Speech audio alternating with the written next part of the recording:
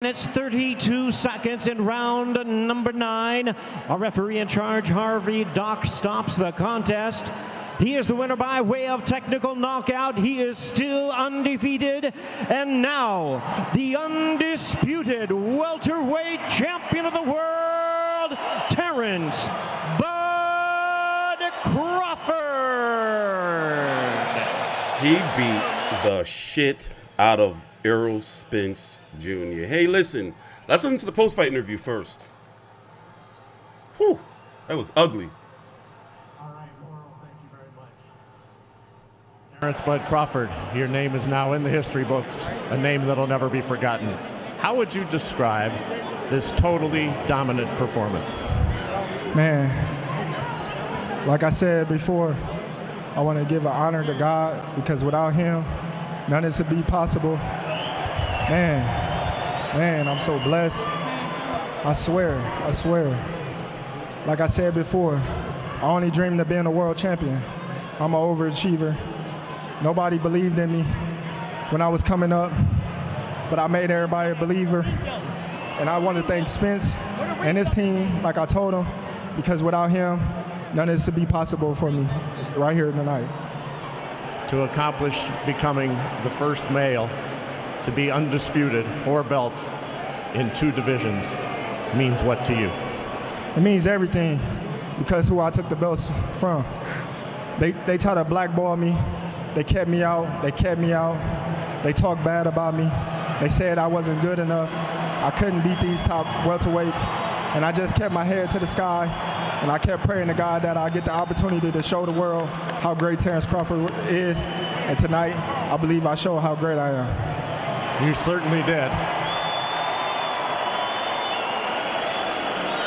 Let me ask you about your ability to take away Errol Spence's jab. Was that the game plan? Well, yeah, Errol Spence, he's a tremendous talent. He got a great jab, and we was worried about the jab coming in because that's how he set up all his shots off the jab, you know, and so our main focus was the jab. You take away his best attribute, and then, you know, the rest is history. I was sitting next to Mike Tyson, and Mike Tyson said, Terence Crawford's jab is like a battering ram. What's your assessment of what he had to say about how you were able to, and then we'll take a look at that knockdown where you hit him with that jab? Well, we practiced that.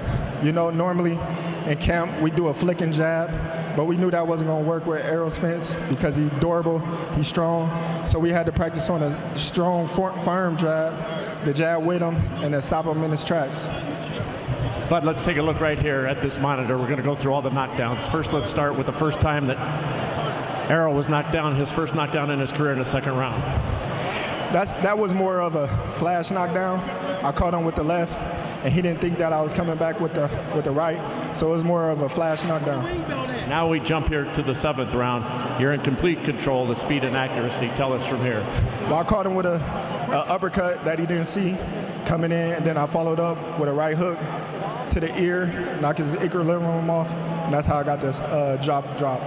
Now here's the 3rd knockdown, also 7th round. But yeah, as you can see, I caught him with a hook, you know, a double hook, and, you know, to the ear, and he went down.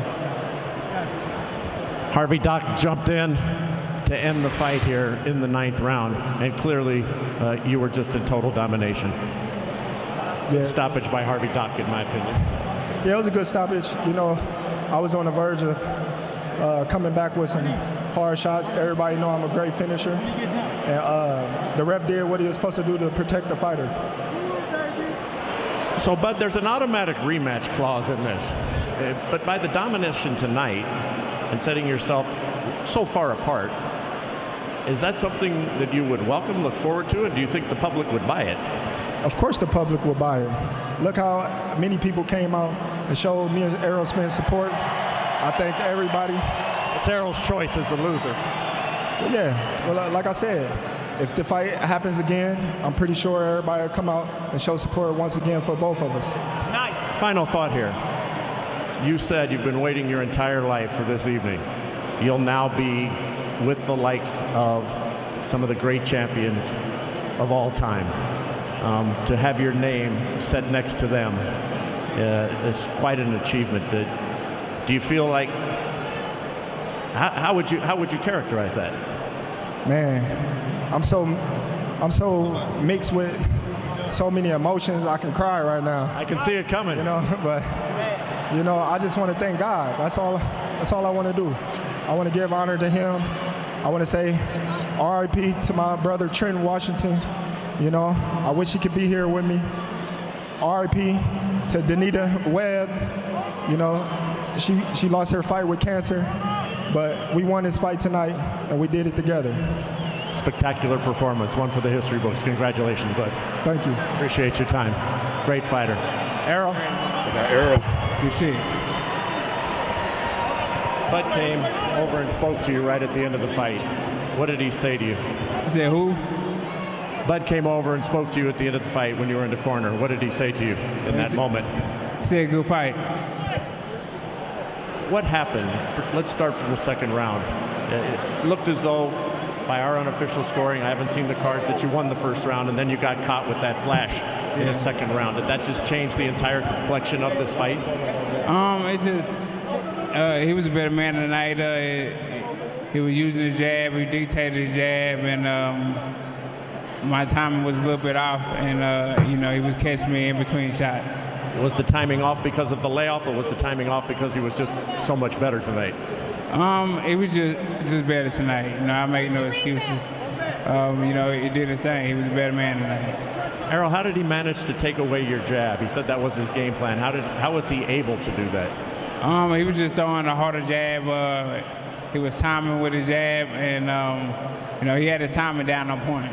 Were you surprised with his speed and his accuracy? And tell us about being on the receiving end of Crawford's jab. I wasn't surprised by his speed or his accuracy. It's everything that I thought of. It's just, my timing wasn't on point. You now have the ability to trigger a rematch.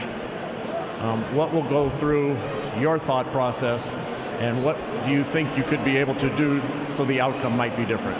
Hell yeah, we got to do it again. I'm gonna be a lot better. It's going to be a lot closer. Probably going to be in December, except for the end of the year. So, hey, yeah, we got to do it again. You had said you wanted to move up to 154. At what weight will this rematch take place? Hopefully at 54. Errol, you're a great champion. You're a class act. Appreciate your time, and we look forward to seeing you in return. Thank you. We definitely got to do this shit again. All right. Thank you. Errol Spence, all class. Terrific performance. You hit it on the head. Yo.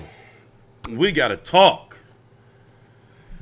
There's so many places to start. So first, let's say this. We are going to be here for the post-fight press conference and dive deep into everything, because I know there's a lot of tears right now circulating around on social media, especially on YouTube. This man has been shit on for years.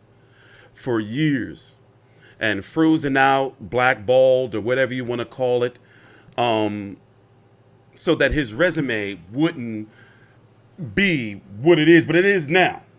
He beat Errol Spence. Not only did he beat Errol Spence, he dominated him. Dropped him 3 times before stopping him.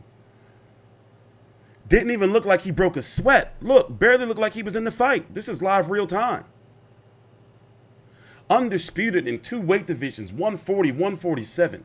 And nobody at 147 can touch him. And then when he goes to 154, Jermell Charlo was in some trouble. Jermell Charlo already said he's not done at 154. He's going to move back down after Canelo. He said this during the broadcast. So many questions. Errol Spence, as you hear, he wants the rematch, hopefully at 154 pounds, but he doesn't control the rematch. By the way, here's a list of the undisputed champions. Errol Spence is not a hype job. He beat the fighters he was supposed to beat, but Bud Crawford is just better. Now, one thing that we're going to have to dive deep into, and it may take really months for us to really see the full impact, but him losing to Bud Crawford is a huge blow to PBC as a brand. They have Tank Davis, but things are getting real rough for them. And remember, PBC, or as Spence said, the suits or the money people, did not want this fight for him. He made this fight being his own boss. I want to fight Terence Crawford. I want to fight Terence Crawford. Terence Crawford is not a PBC fighter. If Errol Spence doesn't take the rematch, then he skates off with the 147-pound titles if he chooses to stay there. Wild. Entertaining fight. Mostly because Errol Spence, he kept coming forward. He did go out on his shield. I thought that the fight should have been stopped maybe one round. Nah, then again, I'm not going to say that. But I'm glad that it's over, and I'm glad that there was a decisive winner, no controversy. Full, straight, as they say, dog walking, ass beating, destroyed, some may say exposed. And a lot of people's feelings are hurt. Errol Spence was built up. And there's a lot of Errol Spence fans that quietly, silently, hardcores, didn't want this fight for him.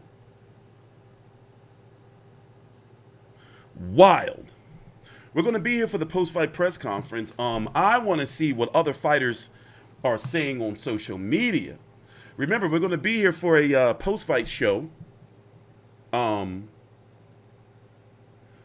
the post-fight press conference in about an hour or so. Of course, Errol Spence, Terence Crawford have to go do drug testing. We don't know if Errol Spence is going to go to the hospital after this or not. They have to get changed, shower, and then they're going to show up at the post-fight press conference. Cruz beat Giovanni Cabrera via split decision. Sergio Garcia lost. There's Shakur Stevenson back there. I'm just glad finally people can give Bud his flowers because he's been going through a lot of shit, man, from boxing fans saying just like, you know, I want to say some name. You know what? I want to tune in. Let's go take a gander real quick around and see how people are feeling. Let's go see. Let's go see something here. Is he crying? Let's see if he's crying. Hold on, let me close this out. Absolutely right. I got to hold my L. Terence Bud Crawford, I am sorry. You're that dude. You're back on the pound for pound. I thought the resume was shaky. Listen to my words. It was the 9th round. Thank you. I thought the resume was shaky at welterweight. That's literally what I said. I followed Crawford's whole career. I went to one of his fights, covered his fights at Omaha. At welterweight, I wasn't really impressed with the resume. Okay, all right. Being humble, that's good. That's good. Okay, now what about where's Mr. Fannin? Is he let's see. Oh, no excuses. That man beat that man up. He's the best fighter in the world, easy. Terence Crawford is the best fighter in the world, easy. Hey, they dancing like they should. They deserve what they get. Yeah, no, Bud didn't just dominate. Bud didn't just win. Bud dominated that dude. Oh, he's that dude now. Okay, all right. We're back. What do you mean? I didn't say anything. Talking about some bro, stop hating. He giving Crawford his props. I didn't say anything. What did I say? I just said let's go check it out. See, I'm not. You hurt, Riz. Cool. You hurt, but let's talk about it. Whew. Let me pull up the let's see what they're saying on social media. Because he's already getting meme to smithereens. He's already getting meme to smithereens. Ready, bro.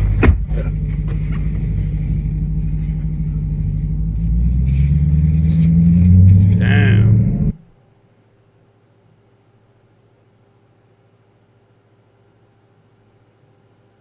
Canelo gave him his props. Congrats, Terence. You're a fucking great fighter. Well deserved. I like Spence, but Crawford too good for Spence. That's why I pick him to win. Okay. Here are the scorecards ahead of or before the stoppage. Let's see here. A shutout on Tim Cheatham's card outside of round number 1. I gave him round number 1 also, by the way. Meaning Errol Spence. On David Sutherland's card, he gave Errol Spence round number 3. Pretty much a shutout. All judges gave him 1 round. Same as my card. And my card was round number 1. Complete demolition job on that man. Complete demolition job on that man. And now, Bud, like that, is he pound for pound number one now? I think so. It's solidified. Look, they killing my man Errol over here. They're killing him. Look, they dancing in the ring and shit.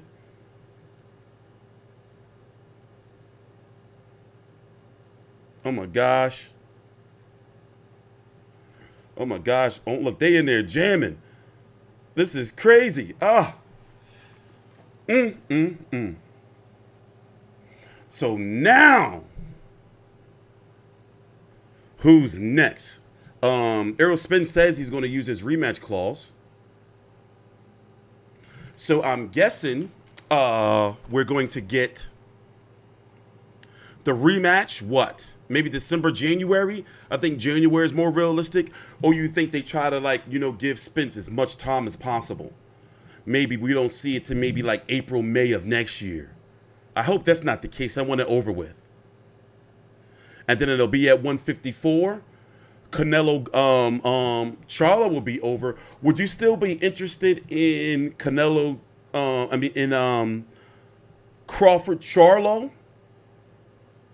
If Charlo still does beat Deontay Wilder's there. I mean, if Canelo beats Charlo, would it still like hold some weight?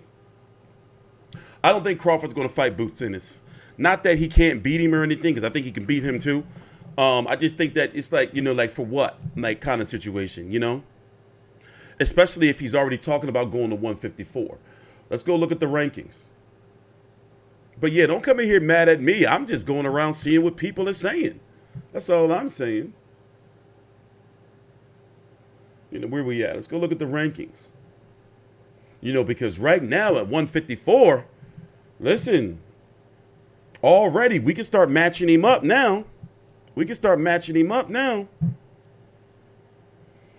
He would beat Tim Tszyu. I'm going to go ahead and say it.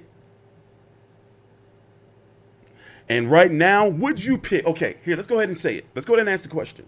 We're going to be coming back in about a half an hour for the post-fight press conference. And hear what both fighters have to say, and also watch some highlights, some more highlights. So my question to you is, would you pick Terence Crawford to beat Jermell Charlo? 1 for yes, 2 for no. I was watching Charlo face in the crowd. He was sitting right there in camera view. He didn't look excited at all.